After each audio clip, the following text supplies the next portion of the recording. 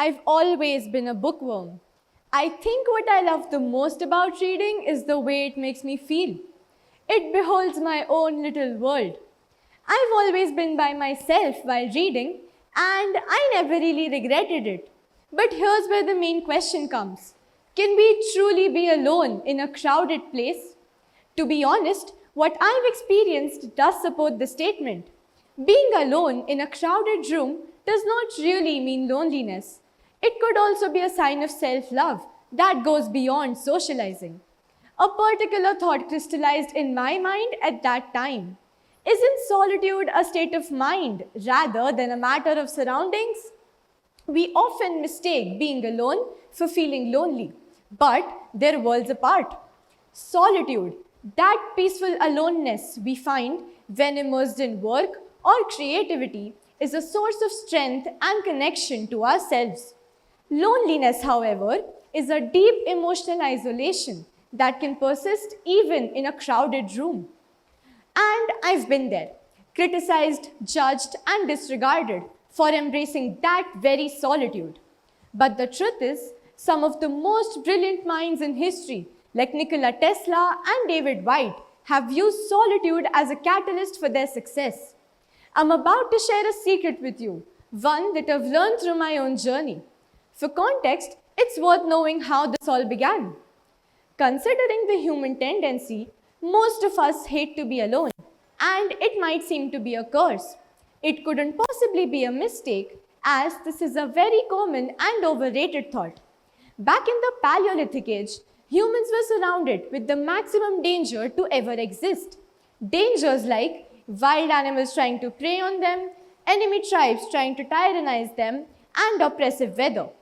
If our ancestors would have continued staying alone at lethal times like this, it could prove to be a death sentence. With all of the progress that we have made, people started believing that socializing is a human trait. To bypass the dangers of solitude, our brains created a strong aversion to loneliness. You can think of it like this. When your brain signals thirst, it prompts you to drink water. Similarly, when you feel lonely, it encourages you to seek social interaction. But things have changed. The environment around us isn't hostile anymore.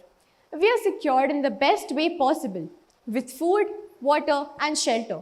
Unfortunately, a couple of centuries is a time too short for our brain to adapt to this new way of living. Simply, socializing isn't crucial for our survival anymore, but we suffer from loneliness and grow to great lengths to avoid it.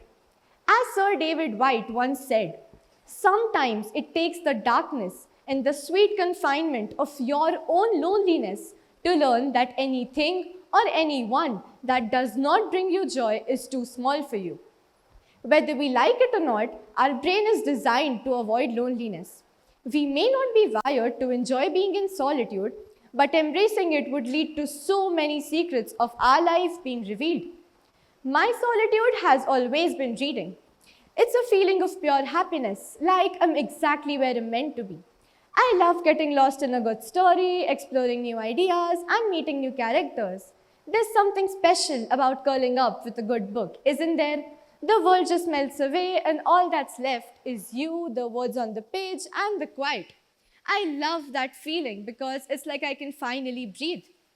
As someone who loves reading, I've often found it challenging to prioritize this hobby amidst the demands of student life. With coursework and other responsibilities taking center stage, leisure reading often took a back seat. However, an unexpected change in my daily routine led to a surprising discovery.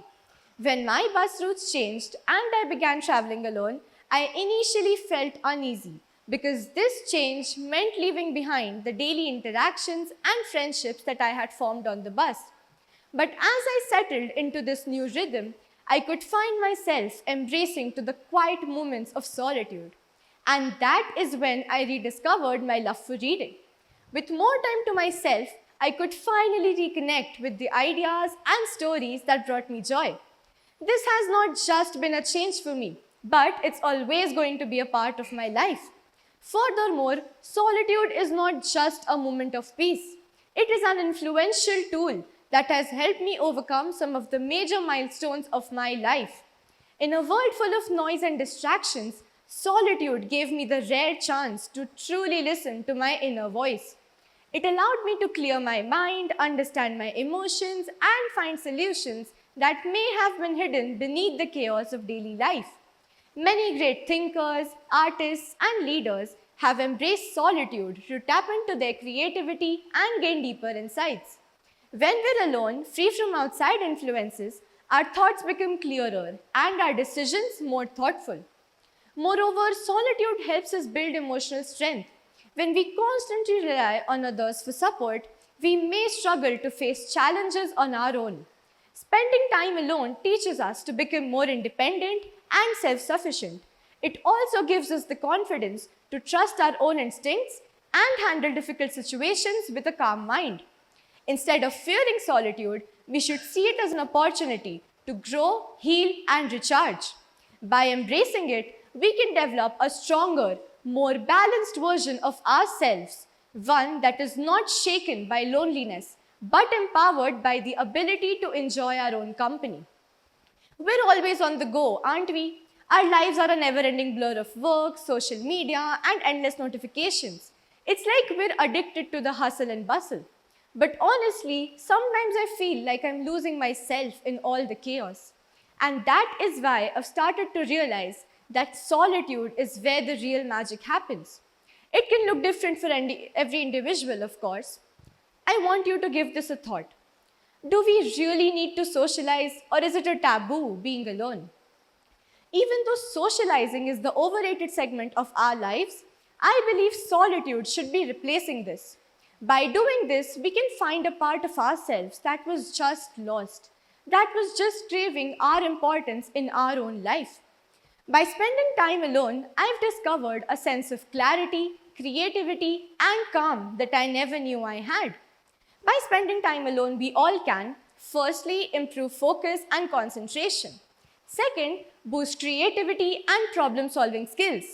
Third, enhance self awareness and emotional intelligence. And lastly, reduce stress and anxiety.